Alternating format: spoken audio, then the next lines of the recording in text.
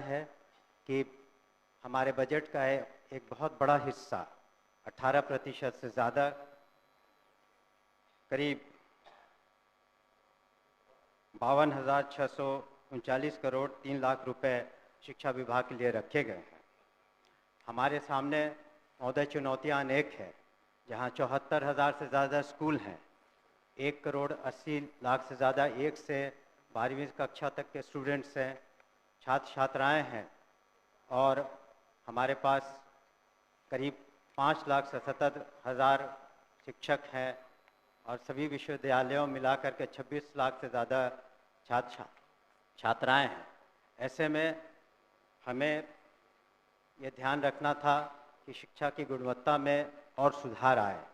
इसी वजह से एक ऐतिहासिक कदम माननीय मुख्यमंत्री जी ने उठाया और commission, Bihar public service commission के द्वारा हम लोगों ने 1,73,084 विद्यालय शिक्षकों की नियुक्ति एक ही दिन में की, जो पूरे हिंदुस्तान में एक हम समझते हैं ऐतिहासिक कदम रहा।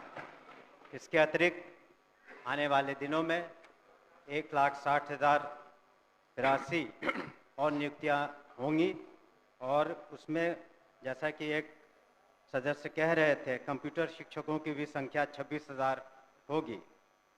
इसके अतिरिक्त स्थानीय निकायों से जो शिक्षक थे उन्हें राज्यकर्मी का दर्जा देने के उद्देश्य से हम लोगों ने सक्षमता परीक्षा रखी, और प्रथम सक्षमता परीक्षा में 1,87,000 स्थानीय निकाय द्वारा ये लोग उत्तीर्ण हुए। आगे चल के 85,000 से ज़्यादा लोग और परीक्षा दे रहे हैं, और हम लोगों ने यह ध्यान में रखा है कि जब नियमावली बनाएंगे उनकी सांतरण की, तो उसमें काफ़ी उदारता रखेंगे, खास करके महिलाओं के बारे में, और ख़ास करके असाध्य रोग या इस तरह के जो बीमारी से ग्रसित हैं या पति पत्नी हैं, तो उन लोगों का सांतरण में हम लोग विशेष ध्यान देंगे।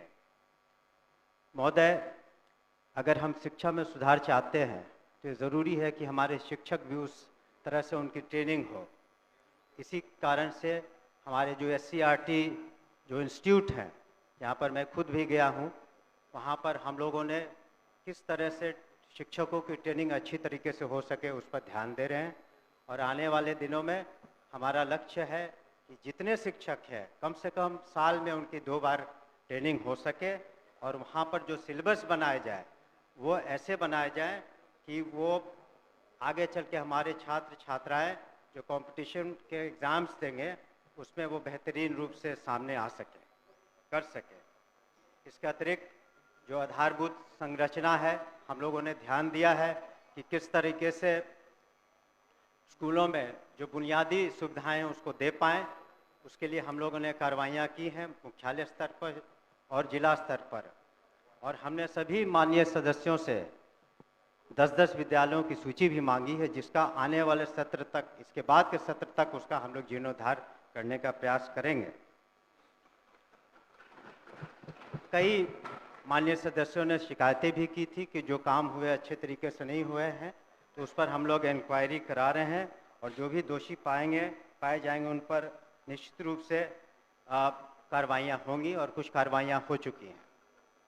हम लोगों ने ये भी सुनिश्चित किया है कि जो हमारे निजी विश्वविद्यालय हैं उनका रजिस्ट्रेशन हो सके, ताकि सही आंकड़ा आ सके, और जब उनका आधार सीडिंग कर देंगे तो ये पता चलेगा कि जो 25% जो गरीब बच्चे हैं, बच्चियां हैं, और जिसके खर्चे की प्रतिपूर्ति सरकार करती है, वो सही आंकड़ा आ सके हमारे पास। और इस तरह से प्राइवेट स्कूलों में भी हम सही तरीके से मदद कर पाएंगे। परीक्षा संचालन में एक बहुत बड़ी जिम्मेवारी है हमारी, और पिछले साल 1,35,00,000 से ज़्यादा छात्र छात्राओं ने परीक्षा दी, और जो बिहार स्कूल एग्जामिनेशन बोर्ड है, इस बार जो हम लोगों ने बिल लाया है उसके अनुसार अब ऑनलाइन परीक्षाएं भी संभव हो पाएंगी। सरकार की जो मुख्य जो स्कीम्स हैं, जैसे मिड डे मील, मध्याह्न भोजन करते हैं, वो भी एक बहुत बड़ी चुनौती है।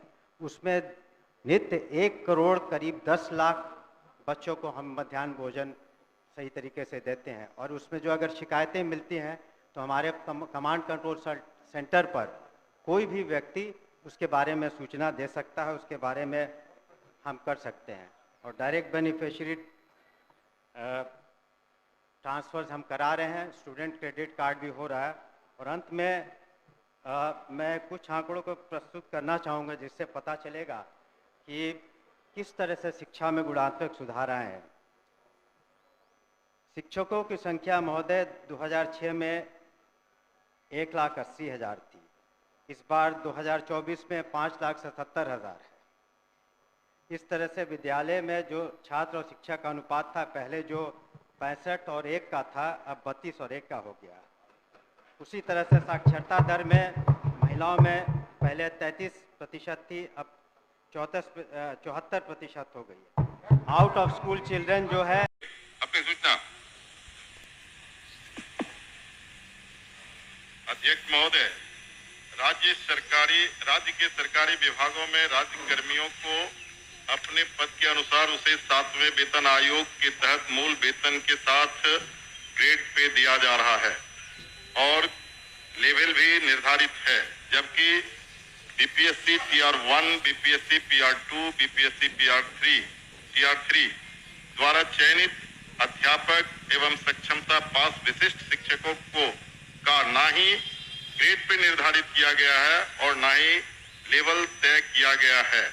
सिर्फ नियोजन के तहत वर्ग 1 से 5 के अध्यापकों को एवं विशिष्ट शिक्षकों को 25,000, वर्ग 6 से 8 के अध्यापक को 28,000, वर्ग 9 से 10 के अध्यापक एवं विशिष्ट शिक्षकों को 31,000, वर्ग 11 से 12 के अध्यापक एवं विशिष्ट शिक्षकों को 32,000 रुपया मूल वेतन दिया जा रहा है, जो 7वें वेतन आयोग से बिल्कुल अलग है, जिसके कारण भविष्य में अध्यापक एवं विशिष्ट अध्यापकों को 8वें वेतन आयोग के लाभ से वंचित रहना पड़ सकता है, जबकि उक्त शिक्षकों को भी राज्य कर्मी का दर्जा प्राप्त है। अतः उक्त शिक्षकों के हित में पद के अनुसार शिक्षकों को ग्रेड पे तथा लेवल निर्धारित करने हेतु हम सदन के माध्यम से सरकार का ध्यान आकृष्ट कराते हैं। माननीय मंत्री शिक्षा विभाग। अध्यक्ष महोदय, वस्तुस्थिति यह है कि पंचायती राज संस्थाओं एवं नगर निकाय संस्थाओं द्वारा नियुक्त शिक्षकों को समान कार्य के बदले समान वेतन देने से संबंधित माननीय सर्वोच्च न्यायालय में दायर SLP संख्या 20/2018 बिहार सरकार एवं अन्य बनाम बिहार माध्यमिक शिक्षक संघर्ष समिति एवं अन्य के साथ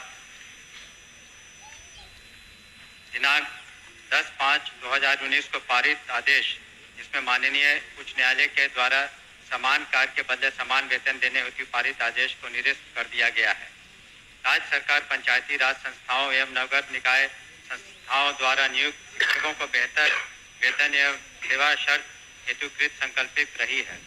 राज्य सरकार ने सहानुभूति पूर्वक इन शिक्षकों को 1/9/2020 से EPF योजना, जिसमें राज्य सरकार के द्वारा लगभग 5% अंशदान दिया गया है, से आच्छादित करते हुए दिनांक 1/4/2021 से 15% का वेतन वृद्धि किया गया।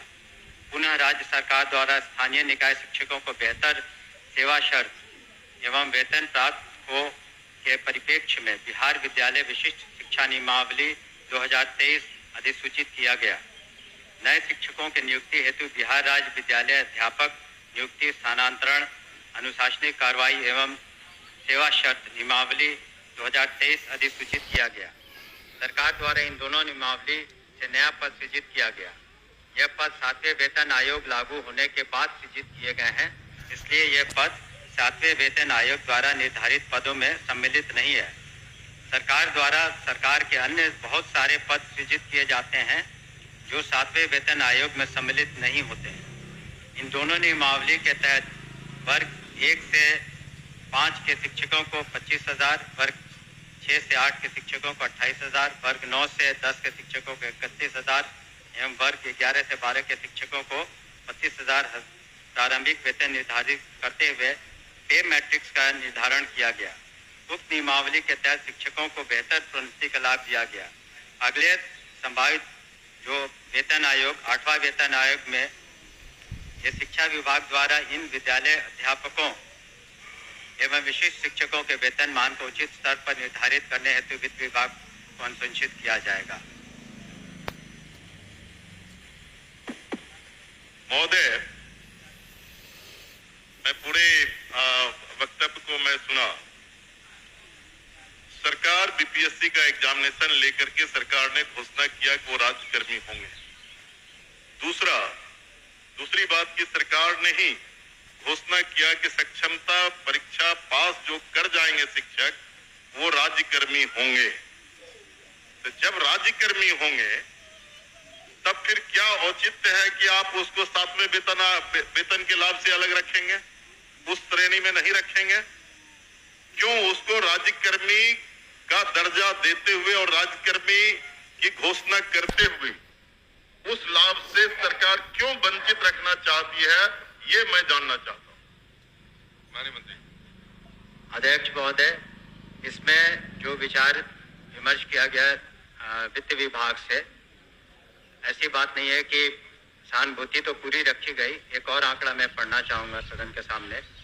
वर्ष 2003 में जो नियुक्त प्रशिक्षित शिक्षा मित्र थे, प्रारंभ में उनका नियत वेतन प्रति माह था 1500, जो वर्तमान सकल वेतन प्रति माह हो गया 31,340। वर्ष 2006 में नियुक्त पंचायत प्रखंड नगर शिक्षक थे 5000, उनका वर्तमान सकल वेतन प्रति माह हो गया 29,410। वर्ष 2010 में नियुक्त पंचायत प्रखंड नगर शिक्षक 7000 था वेतनमान, तो उनका हो गया आज के दिन में 29,410। वर्ष 2013 में नियुक्त पंचायत प्रखंड नगर शिक्षक 10,000 थे, उनका आज के दिन में 29,410 सकल वेतन प्रतिमाह हुआ। ये वित्त विभाग की सोच थी कि इनका 7वें वेतन आयोग से आच्छादित नहीं होंगे और इनके लिए अलग से उन्होंने एक पे मैट्रिक्स बनाई। लेकिन साथ ही हमने ये भी कहा कि भविष्य में जब 8th पे कमीशन लागू होगा तो उसमें फिटमेंट कमेटी बैठती है और फिटमेंट कमेटी जिस श्रेणी में ये फिट करेंगे उसमें उनको आच्छादित करेंगे। धन्यवाद। महोदय, जो सरकार के द्वारा वक्तव्य फिर दोबारा दिया गया, ये पुरानी बात को दोहराई गई कि जब कई नियोजन इकाई थी, आपने तेईस में उस तमाम नियोजन इकाई को भंग कर दिया। अब जिला स्तर पर नियोजन इकाई आपने गठित कर दिया, जितने जिला है उतने ही नियोजन इकाई है। और आपके फैसले से सरकार ने फैसला लिया कि अब तमाम जो पहली प्रक्रिया थी उसको हम समाप्त करते हैं और बीपीएससी से एग्जामिनेशन लेकर के हम शिक्षक को बहाल करेंगे और वो राज्यकर्मी होंगे। दूसरा, इस सरकार से हम लोग बात कर रहे थे कि जो पुराने तरीके से पंचायत से, प्रखंड से, जिला परिषद से जिन शिक्षकों को नियोजित किया गया उनको आप सरकारी कर्मी घोषित कीजिए। सरकार ने एक फैसला लिया, सक्षमता परीक्षा जो पास करेगा वो सरकारी कर्मी होंगे। तो सवाल उठता है कि सरकारी कर्मी वो सिर्फ स्कूल में नहीं पढ़ाते हैं, उनसे आप चुनाव में बूथ पर भेजते हैं, उनसे आप जो है सो बीएलओ बनाते हैं, उनको कई तरह का सवाल करते हैं। जब वो सरकारी कर्मी आपने घोषित किया है तब सरकारी कर्मी के बराबर उसके समकक्ष 7वां वेतन क्यों नहीं देना चाहती है, ये हम जानना चाहते हैं। तो नहीं, उनका कहना है कि वो पुराना जो बताया 4000 था, 2000 था, 3000 था। दूसरी बार खड़े होकर बोले नहीं सर। अध्यक्ष महोदय, जब ये पूरा मामला वित्त विभाग में गया, वित्त विभाग इसमें सारी निर्णय लेता है। पे मैट्रिक्स उन्होंने नया किया और कहा कि ये 7वें वेतन आयोग से आच्छादित नहीं होंगे। और दूसरी बात ये भी है, हम इस बात को स्वीकार कर रहे हैं कि भविष्य में जब 8th पे कमीशन का इन्होंने बात उठाई है, तो जब भी पे कमीशन केंद्र सरकार के द्वारा जब वो लागू होता है तो यहाँ बिहार में भी फिटमेंट कमेटी बैठती है और फिटमेंट कमेटी के अनुसार उस वक्त इसमें जिसमें करेंगे हम लोग अनुशंसा करेंगे। लेकिन अंतोगत्वा इन सभी मामलों में वित्त विभाग अपने वित्तीय प्रबंधन के तहत ही अंतिम फैसला देता है, जिसको सभी को स्वीकार करना पड़ता है। धन्यवाद। हो गया आपका। नहीं सर, आप सर ठीक है, वो लोग पूछेंगे। सबमिशन है सर, सप्लीमेंट्री। मेरा ये है कि वित्त विभाग से सारी प्रक्रिया को पूरा करते हुए तब आपने बीपीएससी का एग्जामिनेशन लिया और तब आपने राज्यकर्मी का दर्जा दिया। तो साथ में वही घूम फिर के आ रहे हैं आप, साथ में वेतन का आप लाभ उसे क्यों नहीं देना चाहते? ये सरकार एक लास्ट करते हैं सर। मैं एक ही बात तो बोल रहे, बोलिए अध्यक्ष। जाएगा कह तो रहे, हमने तो कहा ही कि जब एड कमीशन का जो उसमें फाइंडिंग्स आएंगी, तब बिहार में जब फिटमेंट कमेटी होगी तो अलग अलग विभाग का उसमें टेकअप किया जाता है, तो उस वक्त विचार किया जाएगा निश्चित रूप से। धन्यवाद। ओके अध्यक्ष महोदय, वर्ष 2023 में नियोजित शिक्षकों को महागठबंधन की सरकार में राज्यकर्मी का दर्जा दिया गया था महोदय। और ध्यान रखिए, जो शिक्षकों के हित में उनके पद के अनुसार ग्रेड पे और उनका लेवल जो तय करना है, वो सरकार कब तक देने का विचार रखती है? यदि देने का विचार रखती है तो कब तक, नहीं तो क्यों? एक ही बात हो रही है आपके माध्यम से। मैं शॉर्ट में दो पूरक पूछना चाहता हूं। क्या सरकार को ग्रेड पे निर्धारण करने में आर्थिक बोझ आ रही है? और यदि ये आर्थिक बोझ आ रही है तो सरकार बतावे कि कितने की आर्थिक बोझ आ रही है, तब जो है वो इनको करने में क्या कठिनाई आ रही है आर्थिक बोझ आने में? ये मेरा सवाल है। बैठिए, और कोई पूछने वाले नहीं ना है? चलिए आप बताइए महोदय। ये तो जब ऐसे मामले वित्त विभाग में जाते हैं तो नीति निर्धारण और सारी समीक्षा वित्त विभाग करती है, तो वित्त विभाग का निर्णय सभी को मान्य होता है और इस पर क्या आंतरिक जो वित्तीय बोझ रहेगा सभी चीजों का कैलकुलेशन उन्होंने किया होगा, तभी इस तरह का उन्होंने इस निर्णय पर पहुंचे जिसके बारे में हमने सदन को अवगत किया। अध्यक्ष सूचना को पढ़े। अध्यक्ष बैठी हो गया नहीं, अरे 3 बार जवाब दिए, 3 बार वही सवाल खड़ा किया जो आप बड़ी